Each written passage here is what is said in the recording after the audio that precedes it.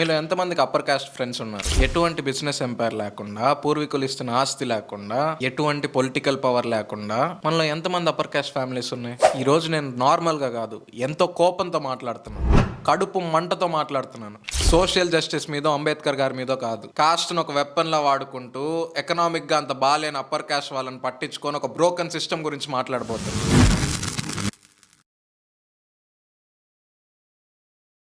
Upper caste సర్నేమ్స్తో పుట్టడం privilege అంటారు, కానీ ఆ సర్నేమ్ ఉన్న వాళ్ళలో ఎంతమంది ఎకనామిక్గా బ్యాక్వర్డ్ ఉన్నారు? నాకు తెలిసిన ఒక అప్పర్ కాస్ట్ అబ్బాయికి 90% వచ్చింది, అయినా కూడా కాలేజ్లో అడ్మిషన్ ఇవ్వలేదు. టాలెంట్ ల్యాక్ కాదు, రాంగ్ క్యాస్ట్ అవ్వడం వల్ల. మెజారిటీ అప్పర్ క్యాస్ట్లో పుట్టిన వాళ్ళకి కంఫర్ట్స్ ఉండవు, వాళ్ళని వాళ్ళు ప్రూవ్ చేసుకోవాలి అన్న ప్రెషరే ఉంటుంది. మెరిట్ ఉన్నా బాగుపడట్లేదే లైఫ్ ఇక్కడ.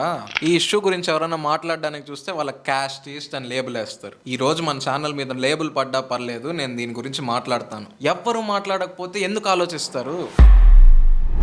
ఒక్కటి స్ట్రైట్గా చెప్తున్నాను, రిజర్వేషన్ అనేది ఆ టైంకి చాలా గ్రేట్ ఐడియా. ఎంతో మంచి ఆలోచనతో పెట్టారు దాన్ని. ఒక హిస్టారిక్ ఊడ్ని ట్రీట్ చేయడానికి పెట్టారు. రిజర్వేషన్ లేనందువల్ల కొన్ని సెంచురీస్ పాటు బలహీన వర్గాలన్నీ అనగదొక్కబడ్డాయి. అప్పట్లో జనానికి అప్లిఫ్ట్మెంట్ కావాల్సి ఉంది. అంత మంచి కాజ్ తో స్టార్ట్ చేసిన రిజర్వేషన్ ఈ రోజు పొలిటికల్ గేమ్ అయిపోయింది. సోషల్ జస్టిస్ కోసం స్థాపించిన రిజర్వేషన్ ఇప్పుడు ఓట్ బ్యాంక్ ఫార్ములాస్ అయిపోయాయి. ఏ ఇన్కము, ఏ ల్యాండ్ లేని ఒక బ్రాహ్మణ్కి రిజర్వేషన్ ఉండదు, అదే ఒక దళిత ఐఏఎస్ ఆఫీసర్ కూతురికి రిజర్వేషన్. ఇందులో జస్టిస్ కాదు కదా, లాజిక్కే లేదు. అప్పట్లో రిజర్వేషన్ సోల్ మోటివ్ ఎకనామిక్ గా బ్యాక్వర్డ్ ఉన్న వాళ్ళని అప్లిఫ్ట్ చేయడం. ఆల్రెడీ బాగున్న వాళ్ళకి రిజర్వేషన్ ఇవ్వడంలో పర్పస్ ఏముంది? ఇక్కడ ప్రాబ్లం అంతా కేవలం కులాన్ని మాత్రమే ఇండికేటర్ గా పెట్టుకోవడం. ఇప్పుడు జరుగుతున్న సినారియోకి దేశం బాగుపడాలంటే పావర్టీని ఇండికేటర్ గా వాడాలి. కొంతమంది 97% వచ్చిన రిజెక్షన్స్ ఫేస్ చేస్తున్నారు. ఇవాళ 60% వచ్చిన వాళ్ళకి గవర్నమెంట్ జాబ్స్ వచ్చేస్తున్నాయి. మేము ఈక్వాలిటీకి అగేన్స్ట్ గా ప్రొటెస్ట్ చేయట్లేదు. ఇక్కడ 70 ఏళ్ల నుంచి అదే సిస్టమ్ ని ఫాలో అవుతున్న ఒక పొలిటికల్ లేజినెస్ మీద ప్రొటెస్ట్ చేస్తున్నాం. న్యాయం అనేది కాపీ పేస్ట్ చేస్తే రాదు, టైం తో పాటు అడాప్ట్ అవ్వాలి. లేకపోతే justice a new form of injustice అవుతుంది. దళిత్ లైఫ్ మ్యాటర్ 100% కరెక్ట్, దాని మీద ఫైట్ చేయాల్సిందే. దాంతో పాటు upper caste poor need support అని కూడా అరవమంటున్నాను నేను. ఒక బ్రాహ్మణ్ గనక క్రైమ్ చేస్తే అతని క్యాస్ట్ హెడ్లైన్స్ అవుతుంది. అదే క్రైమ్ ఒక దళిత్ పొలిటీషియన్ చేస్తే అతని క్యాస్ట్ అతనికి షీల్డ్ అవుతుంది. ఇక్కడ సోషల్ ఈక్వాలిటీ ఎక్కడుంది? మీడియా నరేటివ్స్ అన్ని ఎప్పుడు ఎక్స్ట్రీమ్లోనే పెట్టుకోవాలనుకుంటారు. ఈధర్ విక్టిమ్ని చూపిస్తారు, లేకపోతే విలన్ని చూపిస్తారు. మధ్యలో ఉండే ఇన్విజిబుల్ లైన్ గురించి పట్టించుకోరు. మాట్లాడితే ఏదర్ పూర్ గురించి మాట్లాడతారు, లేదా రిచ్ గురించి మాట్లాడతారు, మిడిల్ క్లాస్ గురించి మాట్లాడరు. అండ్ ఈ సినారియోలో మీడియా మాట్లాడిన ఆ thin line upper caste poor. Politicians అందరూ రిప్రజెంటేషన్ గురించే మాట్లాడతారు. ఈ అప్పర్ క్లాస్ పూర్ని ఎక్కడ రిప్రజెంట్ చేయట్లేదే. ఈ ఇష్యూని రైజ్ చేసి హోప్ వదిలేస్తున్నారు. బేసిక్గా మాకు ఎకనామిక్ బేస్డ్ రిజర్వేషన్స్ కావాలన్న ప్రతిసారి షట్ డౌన్ చేస్తున్నారు. ఎప్పుడు కానీ ఒక క్యాస్ట్ ఇంకొక క్యాస్ట్ని డామినేట్ చేయకూడదు. రిజర్వేషన్కి ఒక పర్పస్ ఉంది, రిజర్వేషన్కి ఒక మీనింగ్ ఉంది. ఆ మీనింగ్ అలాగే ఉండాలంటే మేము ప్రపోజ్ చేసేది ఇది. రిజర్వేషన్స్ అనేది యాక్చువల్ నీడ్ని బేస్ అయి ఉండాలి.